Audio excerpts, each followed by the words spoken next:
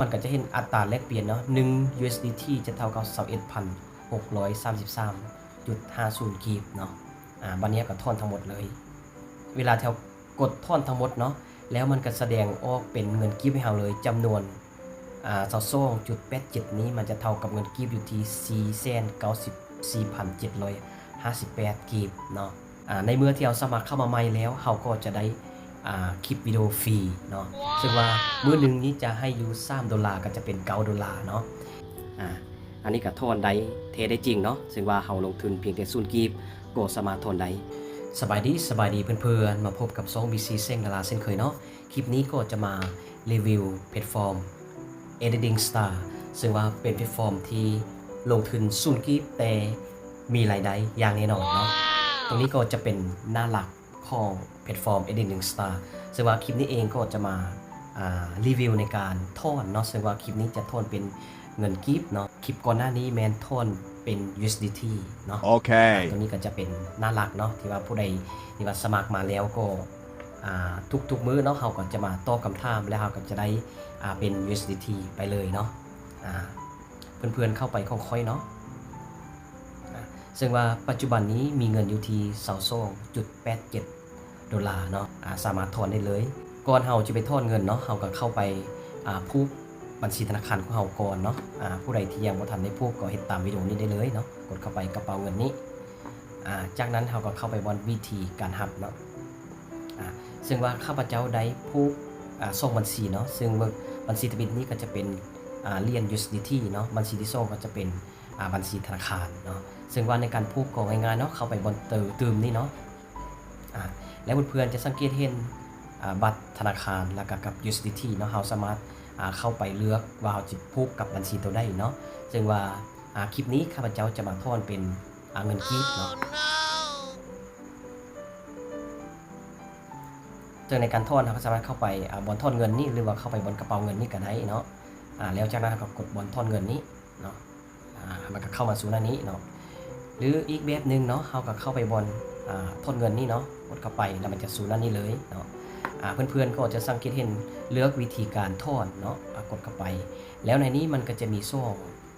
บัญชีเนาะเพราะว่าเราได้ผูกช่องบัญชีทวิตก็จะเป็นเหรียญคริปโตบัญชีที่ช่องก็จะเป็น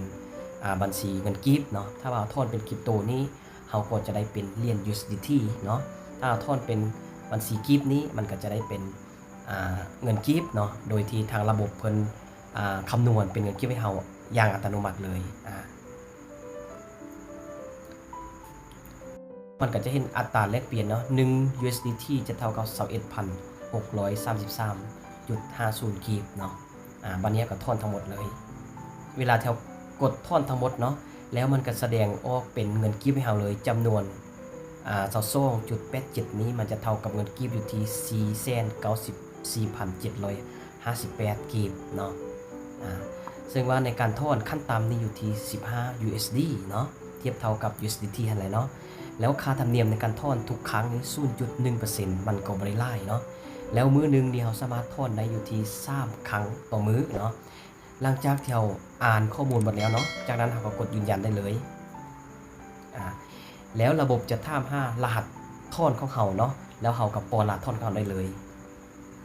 หลังจากที่เราใส่รหัสทอนแล้วเนาะจากนั้นเราก็กด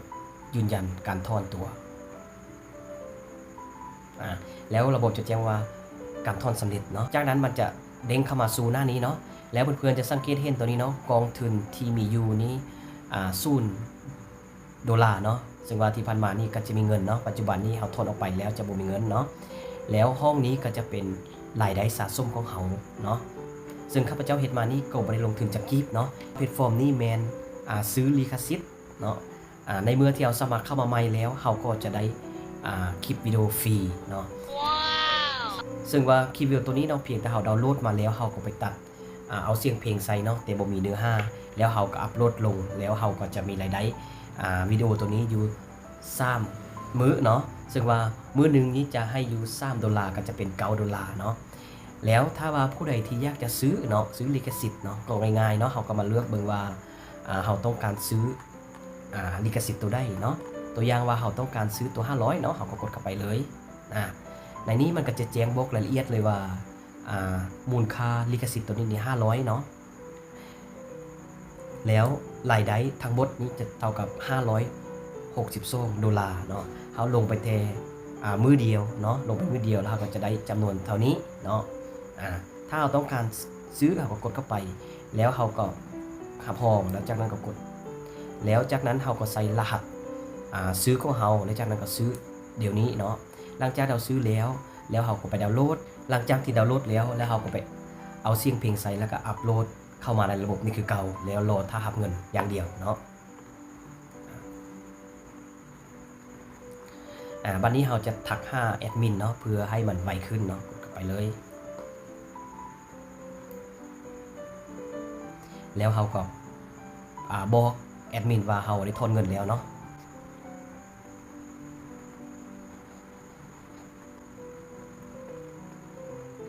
หลังจากนั้นเรากับ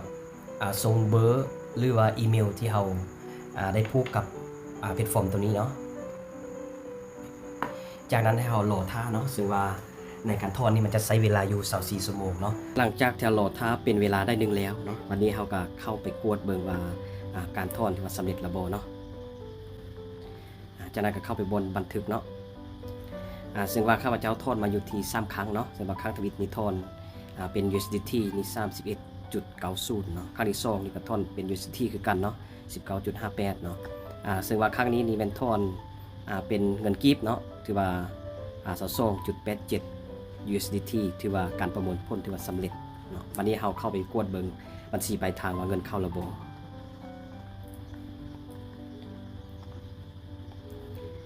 แสดงว่าเงินเข้าเป็นเรียบร้อยเนาะอันนี้ก็ได้มาจาก Editing Star เนาะเงินเข้าอยู่ 13.24 เนาะอันนี้จะเป็นเงินกีบเนาะอันนี้ก็ทอนได้เทได้จริงเนาะซึ่งว่าเราลงทุนเพียงแต่0กีบก็สามารถทอนได้คลิปนี้ก็จบเพียงเท่านี้แล้วเราจะพบกันในคลิปต่อไปสบายดี